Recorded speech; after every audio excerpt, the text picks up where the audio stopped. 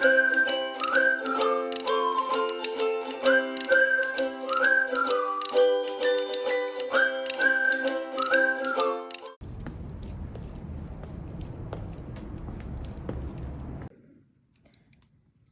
when I get to school in the mornings, I always empty out my backpack. I put my lunch on the counter until I take it down to the teacher's lounge later, and I hang my backpack back up.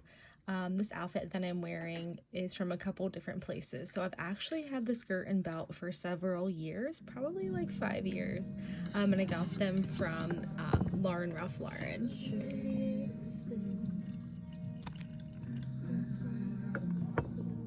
And then here I am just filling up my diffuser with water and my own essential oil blend, which right now is clove, vanilla, and orange. And I always turn on some praise and worship music in the morning, or some country music or something, just to get my mood bright and happy and ready to tackle whatever the day holds. Here you'll see me, I'm writing the day and the date on the board. I have to stand on a chair because I am too short. Yeah, so I do the date and the date in French, and then here you can see my boots. My boots are from Macy's, and again, I got them several years ago. I don't think you can find that same pair now.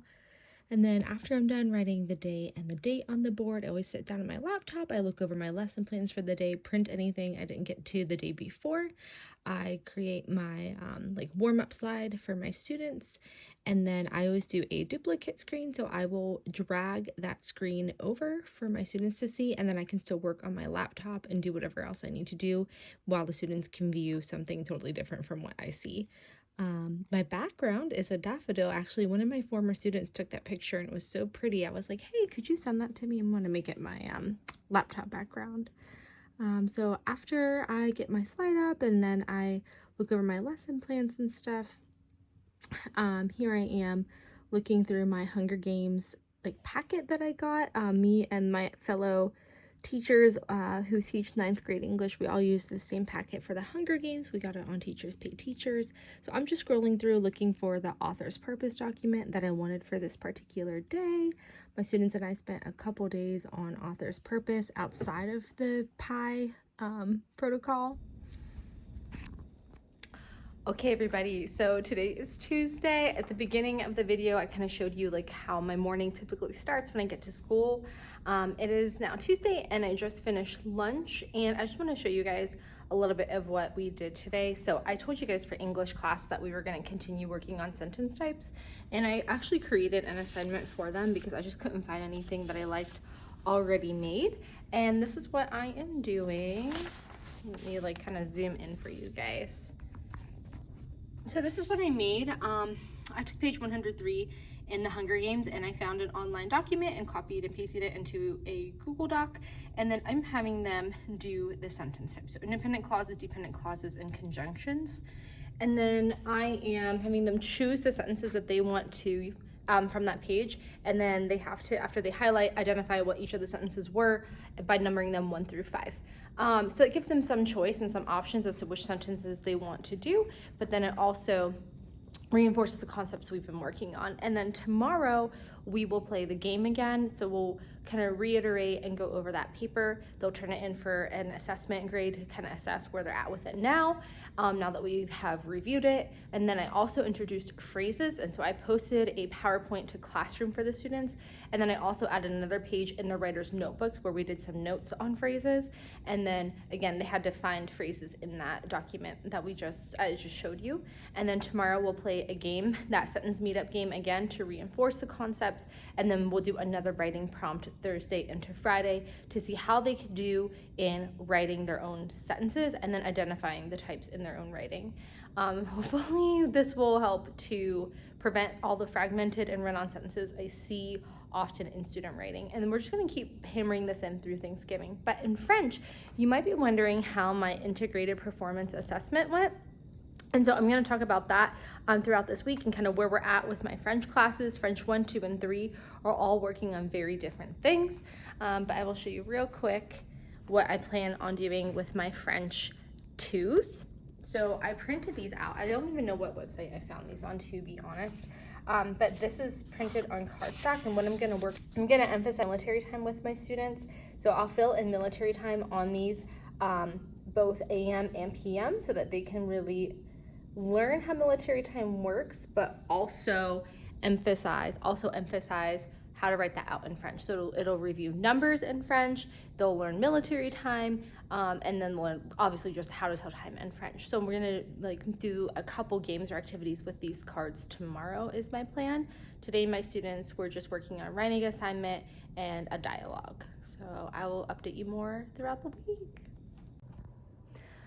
All right, you guys, we're almost through the week. It is now Thursday. I didn't even get to film at all yesterday, or like maybe just a little bit.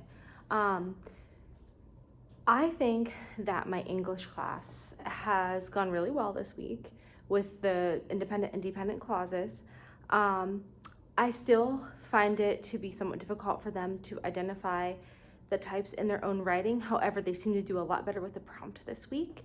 And students also seem to be catching on as to what an independent clause is versus a dependent clause, which helps in their identifying of a fragmented sentence, which seems to be the thing that they struggle with a lot, is not writing complete sentences. Something so basic that a lot of writers just take for granted.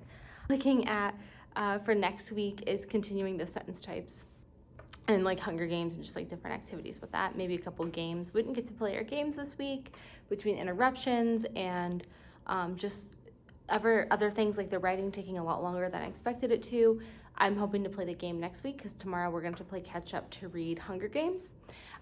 In French, so I talked about the integrated performance assessments that I was doing with my French classes, and overall I actually think they turned out really, really well. Like, I'm very pleased with how that whole thing went.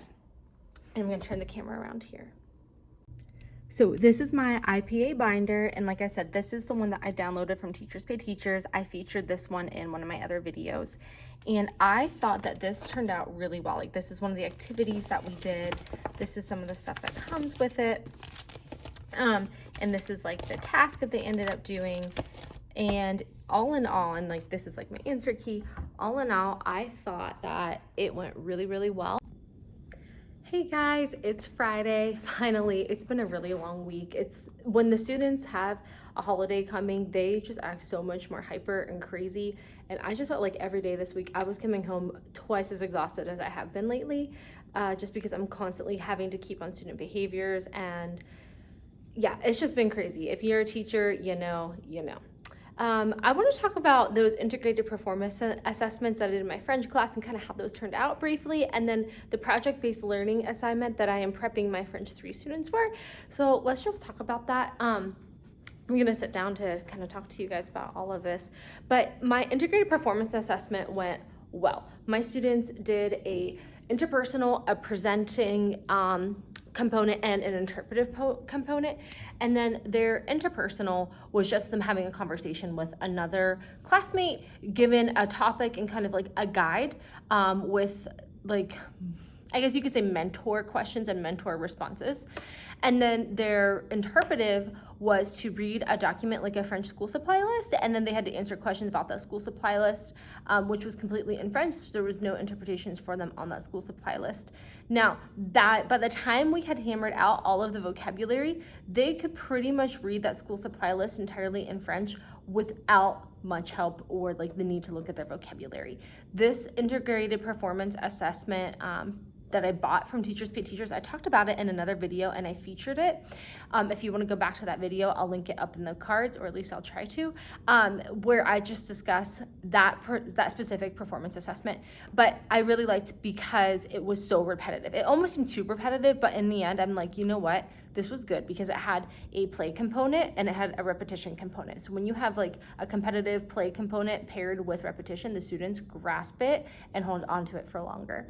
And then their listening component of their IPA was to watch a YouTube video of a student presenting her school supplies, and then they had to like kind of jot down everything that was mentioned in the video that they could catch. That was vocabulary that we had been learning in class. So overall, really good. Now, what I'm working on next is a project-based learning unit, and my inspiration for this unit was actually the book Bringing Up Bebe. Let me me see, do I have it here at school? It might be at my house because it's a really good book that I actually use some of the concepts in my own parenting for. Yeah, it does not look like I have it here. But Bringing Up Bebe is by Pamela Druckerman, and she is an author who is an American, but ended up moving to France and raising her children in France, and I believe Paris specifically. But I kind of use that as the basis for my curriculum, and what we do is a whole culture unit on how French children are raised and the differences between French and American children. And then we watch several videos. There's a TED Talk on French parenting that she is featured in. And then we also do like childhood vocabulary with that. So my students will do vocab on like to climb a tree, to play marbles, like not school activities, like childhood activities. Like I said, building sand castles or going on the merry-go-round. And then they learn the imparfait tense. So I will teach my students how to write and read and speak the past imperfect tense, which is like I was eating, we were drinking, we were doing, we were playing. And so we'll do that. We'll do the imparfait, we'll do that vocabulary, we'll do the culture component. And then what this is all leading up to is a project-based learning activity. So at the beginning of this, I want to do some driving questions with my students. I want to say, what do we want to get out of this? What are you hoping to learn? And what problem are we trying to solve? So I feel like in foreign language classes, it's a little bit more difficult to do PBL because the problem you're trying to solve probably isn't going to be authentic. Because with PBL, you want to have an authentic audience and you want to have a driving question or a problem to solve. That's not going to happen in a foreign language class, especially in a rural area like mine, where we don't have French-speaking immigrants. We don't have French-speaking immigrants within a 30-mile radius of where we're at. So to even connect with that would be extremely difficult. And I'm sure there could be I don't know, pen pals or something that I could do, but it would just take a lot of time and resource managing on my end, and I don't have that time. As a mom of two, my priority is not to spend all my time trying to make this huge PBL for my French 3 students. It's just not my reality right now. So I have to do the best with the time I have. And what I'm gonna do is I'm gonna ask my students, how can we create a problem or a driving question right here in our school and then present that to the kindergarten. So I actually connected with my kindergarten teachers at the beginning of the school year, and I said, hey, my students and I are aiming to do something the week of Thanksgiving break. We want to come into your kindergartners and they are going to be our authentic audience. Would it be okay if we came in and did something with them? And they all said yes. They all agreed immediately. The principal agreed, he was on board. So we are going to do something. I don't know what exactly, because next Friday is when we'll have the conversation with my students. So that will be the first week in November. And we'll start coming up with our driving question, our essential questions and things like that, and what we want to get out of this. And kind of have that lead the next few weeks as to what it looks like. Because I can't really plan this next few weeks because it's really up to the students and how they decide they want this project to go, what they want to get out of it, and what they want to do with the kindergartners. So I'm very excited, but kind of how I'm scaffolding it, like I said, is childhood activities, childhood vocabulary, culture of France, how they raise their children, and then the imparfait tense to talk about that in the past tense.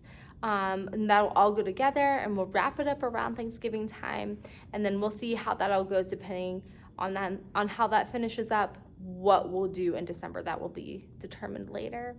So yeah, that is the week in my life. Tonight we're having a pizza party. We're having a bunch of church friends over with all their kids, and I'm really excited. I'm actually hoping to vlog that and put it in one of our Gracewood Farm videos. So stay tuned and catch you guys later.